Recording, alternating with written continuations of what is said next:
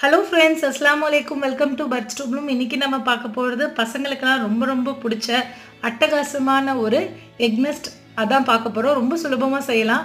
பசங்க ஏதாவது டிஃப்ரெண்ட்டாக கொடுத்தா, ஹெல்த்தியான ஃபுட்டு டிஃப்ரெண்ட்டாக கொடுத்தா கட்டாயம் சாப்பிடுவாங்க. உங்ககிட்ட இருக்க சிம்பிளான இன்க்ரீடியன்ட், சிம்பிளான பொருளை வச்சு எப்படி செய்கிறது தான் இந்த ரெசிபி. இப்போ முதல்ல இதுக்கு நான் 2 முட்டை சேர்த்துக்கிறேன். மொத்தம் 2 முட்டைக்கு 5லேருந்து 6 எக் நெஸ்ட் வரைக்கும் வரும்.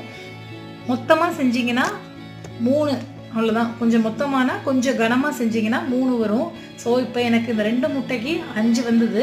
இப்போது மிளகுத்தூள் 1 ஸ்பூன், தேவையான அளவு உப்பு 2 போட்டு நல்லா மிக்ஸ் பண்ணிக்கோங்க. பேஸே இதுதான், நம்ம எக் செய்கிறதோட பேஸ் தான் இது. முதல்ல வந்து இந்த முட்டையும் மிளகு சீரகம் உப்பு எல்லாம் நல்லா மிக்ஸ் ஆகிற மாதிரி அடிச்சுக்கோங்க. அதுக்கப்புறம் இப்போ நமக்கு எக்கு அது வந்து நல்லா மிக்ஸ் ஆகிடுச்சு. மிக்ஸ் ஆனதுக்கப்புறம் நம்ம க்ரீம் ஐசிங் பேக் நான் எடுத்திருக்கேன், கேக் செய்கிறதுக்கெல்லாம் எடுக்கிறது. நீங்கள் வந்து இது மாதிரி உங்ககிட்ட இருந்துச்சுன்னா இதே யூஸ் பண்ணிக்கலாம். இது ஒரு வேளை உங்ககிட்ட இல்லைன்னா நார்மலாக ஒரு சின்ன தண்ணி பாட்டிலில் அங்கங்கே லேசாக ஓட்டு போட்டுக்கோங்க. இல்லைன்னா கெச்சப்போட ஓல்டு கெச்சப் பாட்டில் இருக்கு இல்லையா, சின்ன நாசிலோடு இருக்கும், அது கூட எடுத்துக்கோங்க. இப்போ நம்ம அந்த எக்கு அதோட பேட்டரை வந்து இதில் சேர்த்துக்குவோம். நம்ம எக்கு கலந்த அதை வந்து இதில் சேர்த்துக்குவோம். நான் எவ்வளோக்கு எடுத்துருக்கணும் அந்த எல்லா எக்கையும் இதில் சேர்த்துக்கிறேன். எக் மிக்சரை எல்லாத்தையுமே இதில் சேர்த்துக்கிறேன்.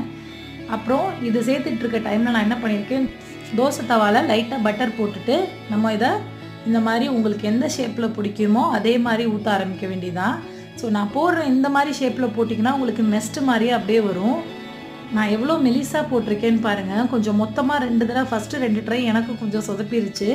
ஏன்னா கொஞ்சம் குண்டாக போட்டோன்னா கூட வராதுன்னா அது மாதிரி ஒரு மாதிரி நெஸ்ட்டு மாதிரி ஃபார்ம் ஆகாது, அங்கங்கே குண்டு குண்டாக தெரியும். இதே மாதிரி அந்த நாசில் வந்து ஃபாஸ்ட்டாக கையில் நம்ம பண்ணுற ஆக்ஷன் வந்து ஃபாஸ்ட்டாக பண்ணோன்னா ஈஸியாக உங்களுக்கு வேலை முடிஞ்சிடும். இப்போ சைட்லலாம் பார்த்தீங்கன்னா லைட்டாக எடுத்துகிட்டு வரும். நீங்கள் எந்த அளவுக்கு மெலிசாக செஞ்சுருக்கீங்களோ அந்தளவுக்கு உங்களுக்கு கரெக்டாக இருக்கும். இது மாதிரி ஒன்ஸ் அப்படியே ஃபுல்லாக எடுக்க வந்துருச்சுன்னா நீங்கள் பண்ணியிருக்கிறது கரெக்டுன்னு அர்த்தம். ஸோ நம்மளோட எக் நெஸ்ட் ரெடி ஆயிடுச்சு. இந்த ரெசிபி எப்படி இருந்துச்சு நான் என் பையன்கிட்ட கேட்டிருக்கேன்.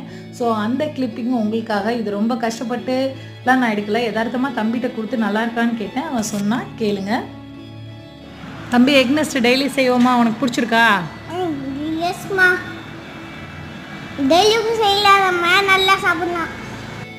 ஸோ இதே மாதிரி நீங்களும் உங்கள் பசங்களுக்கு செஞ்சு கொடுங்க. அவங்க எப்படி இருந்துச்சுன்னு சொன்னாங்கன்னு சொல்லி நம்ம கமெண்ட் செக்ஷனில் பண்ணுங்கள்.